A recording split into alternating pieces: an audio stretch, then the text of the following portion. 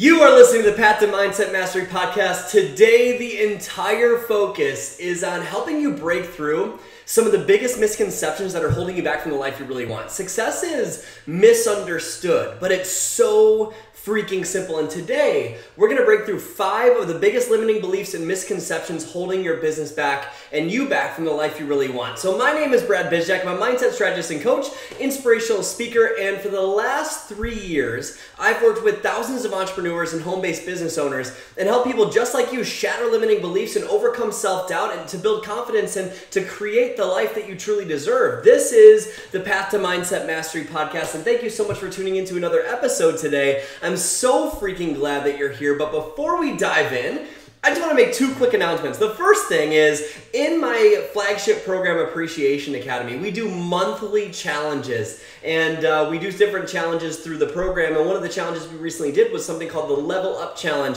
and one of the prizes was a shout out on the podcast. So I want to give a shout out to Sarah Thibault. Like, blown away by this girl's determination and her drive and her hunger. She was going through the challenge, doing all the work, and she's had so many breakthroughs. Before, she wanted to start a nutrition business. She really wanted to get it off the ground, but there were these limiting beliefs about her abilities. Is she going to be judged?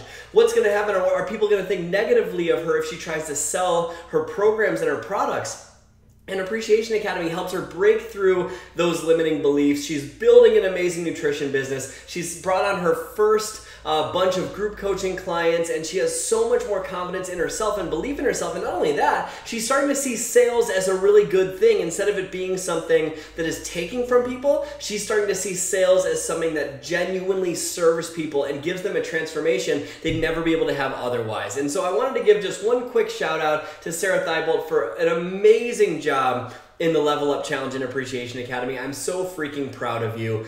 Just fantastic, fantastic work. And the second quick announcement here is that today it's the very last day of Appreciation Academy being 50% off. You can find that at bradbizjack.com/webinar4. Again, that's bradbizjack.com/webinar4. We'll link it up below just so it's easy to find. But it is the very last day for 50% off of that program. That program is the breakthrough step-by-step program to getting through all of the crap going on in your head that's holding you back from the life that you really want. It's the thing that's going to silence all the limiting beliefs and that negative self-talk track that won't shut up, that makes you go 2 steps forward and 3 steps back. Today is the last day for 50% off of that program, so make sure you head to bradbizjack.com/webinar4 to get started with that today. So let's dive in.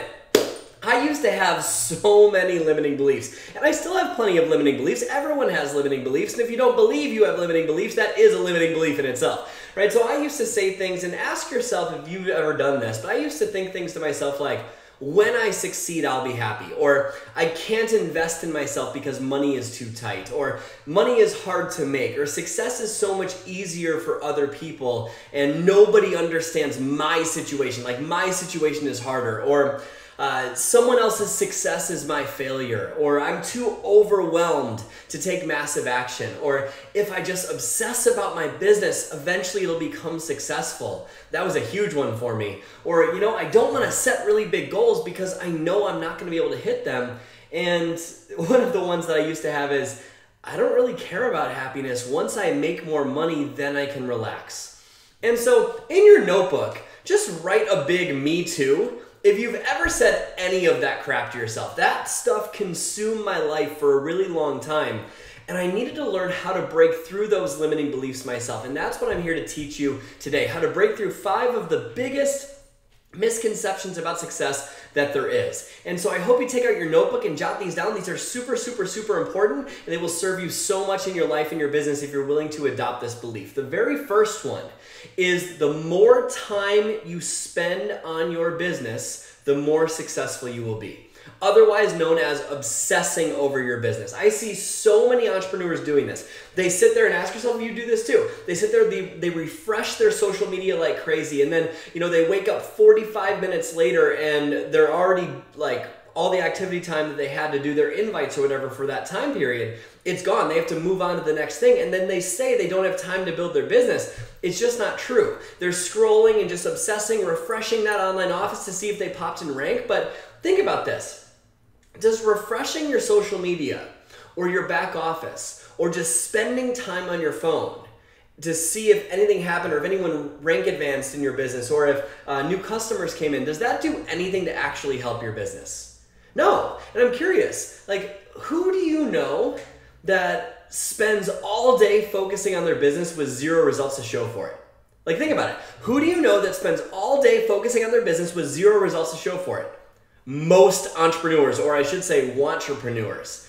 It's that work harder, work harder, work harder movement, right? And don't get me wrong, you have to put in effort for sure to build your business, but it needs to be on the right things. So I want you to think about this. Who wins? Does the person that spends 10 hours a day comparing to others on social media and scrolling through their back office and mistaking movement for achievement, do they win?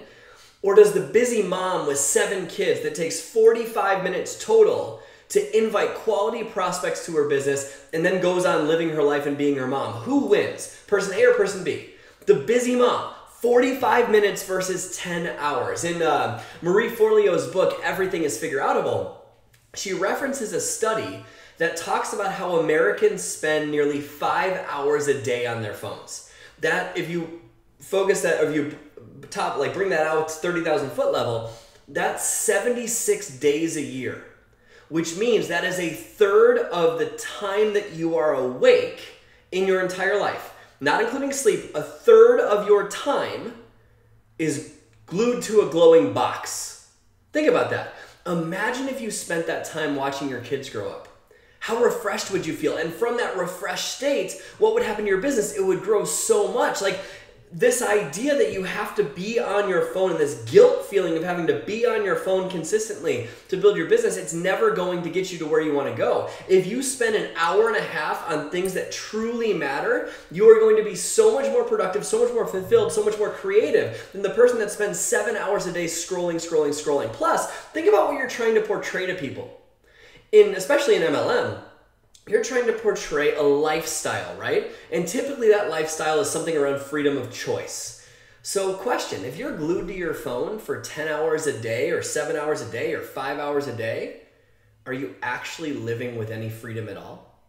And so what you're telling people who are already busy is that in order to be mildly successful at this, you need to obsess over it like crazy and never take a break. Does that inspire someone to want to join you if they're already overwhelmed in their life? No. So this idea that you need to focus more time on your business, and this idea that there's a direct proportion between time and success, it is not true, and you're going to need to get through that. That is one of the biggest misconceptions about success in business. Number two, focusing on how more than your own mindset. This is I see this all the time. Focusing on how am I ever going to do it? Well, when you focus on how am I going to do it, do you ever start? No. You're obsessed with worrying about if you're doing it right. And if you're obsessed with doing it right, then you're never going to take action. And when you never take action, you're not going to get the results and you're not going to learn how to do it. Does that make sense? So this is such a mistake because, well, first of all, does the strategy matter? Of course the strategy matters. It matters so much. If, for example, if you're baking a cake and you put the eggs in after the cake's done baking, do you have a good cake? No, you don't have a good cake. It doesn't work that way, right? So don't get me wrong, how you do it does matter. But most people are trying to look for that first. So ask yourself, are you currently looking for how to be successful first before you're mastering your mindset?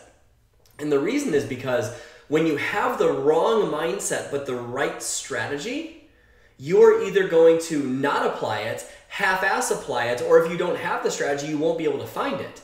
But when you have mastered your mindset and you've mastered this idea that you can do it and you build up that self-confidence in yourself, then you're going to either A, find the strategy, you're going to apply the strategy you have, or you'll do anything it takes to try something new until you get it to work.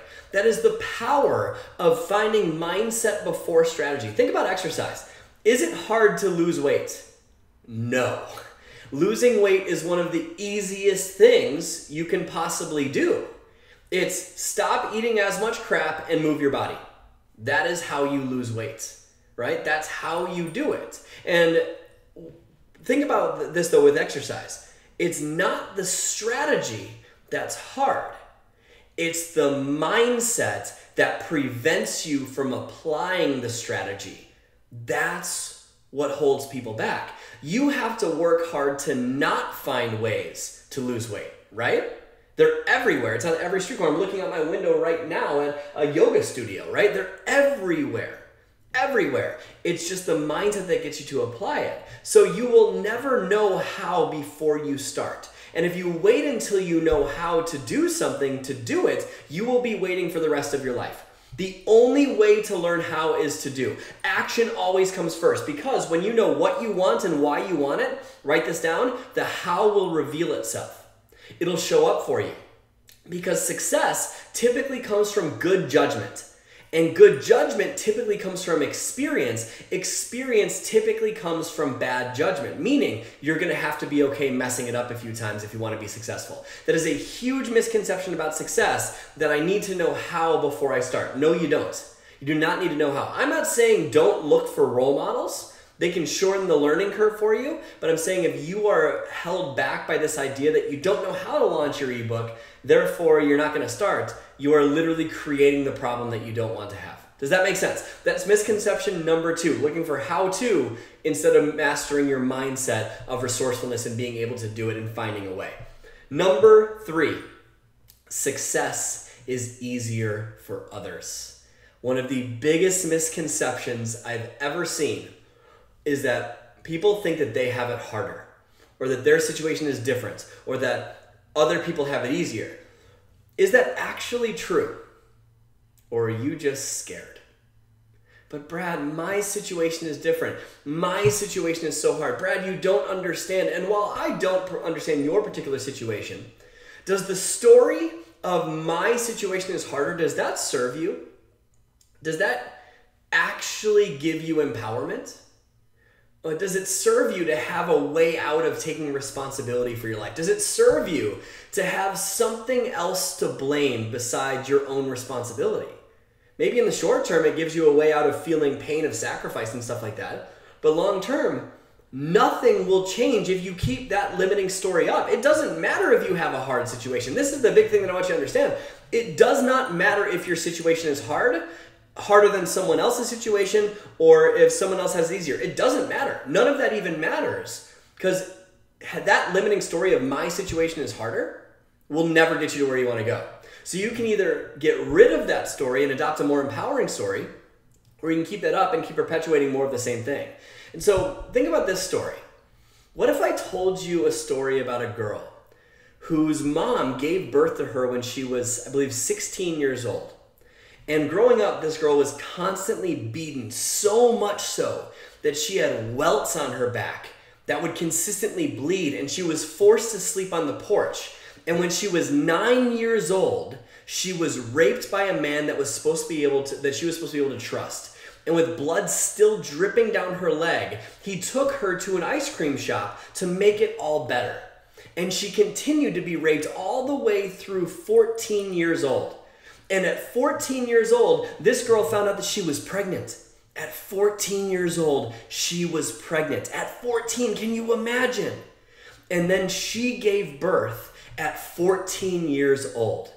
And 2 weeks later, after she gave birth as a 14-year-old, that child died. Her kid died. Would you define that situation as challenging? Would you define that situation as something that might hold you back and give you the opportunity to say, my situation is harder than someone else's, or, you guys don't understand my situation? Would that be fair to say for her? Absolutely. That person is Oprah Winfrey. That's Oprah. And she used the pain of her past to drive her to give life to so many millions of people. My point is, you can blame your past or you can thank it, but either way, it's your responsibility.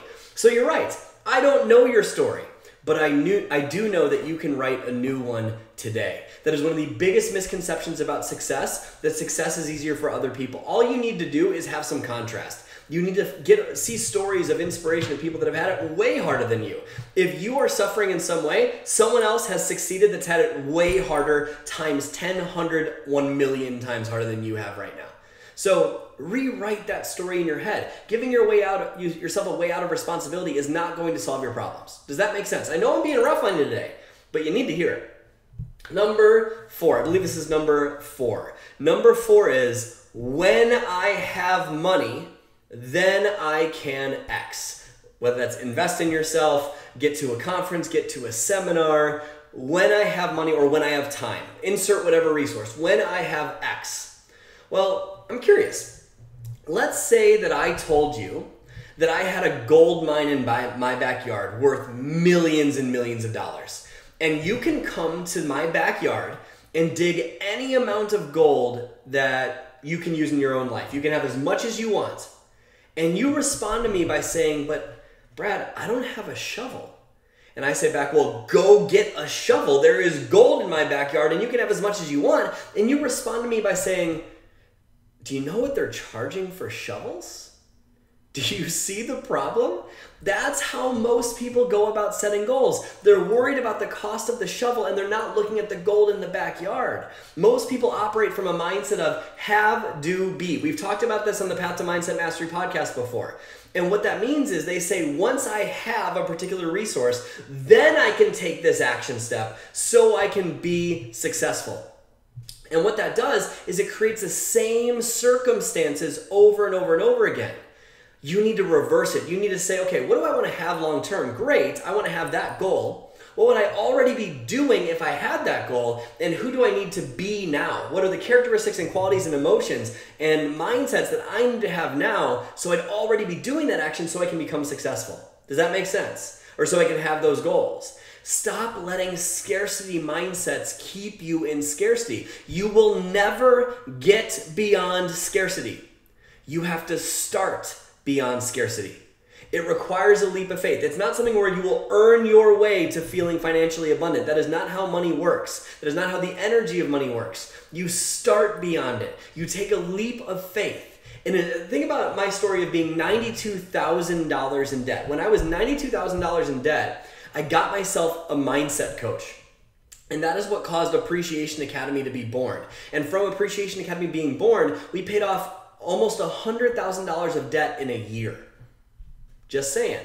If I would have used that mindset of have, do, be, which is once I am out of debt and have money, then I can get a coach so I can be successful, would I ever have gotten out of debt so quickly? No. I said, I want to have financial freedom. What I'd already be doing, I'd already have a coach. I'd already be invested in that course. Great. Who do I need to be now? I need to be courageous. I need to be someone that takes risks. I need to be someone that has an abundant mindset. And my point in this is you can't afford not to invest in yourself. When you don't invest in yourself, that's exactly how you stay exactly where you are and you perpetuate more of the same things. I get that your spouse doesn't support it. That's cool. Do it anyways. You have to find a way to invest in yourself in some way, shape, or form. At some point, you are going to have to choose faith over fear. It's so important that you do. You can't afford not to get a coach. You can't afford not to get to seminar. Buy the shovel and dig up the gold. That is number 4. And finally, number 5. Number 5 is so important. And number 5 is, when I succeed, I'll be happy. When I succeed, I will be happy. Have you ever felt that way?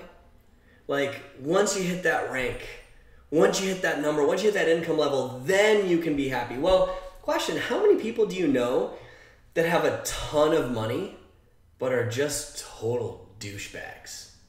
Right? Like, they're miserable inside. Just like Tony Robbins says, success without fulfillment is the ultimate failure.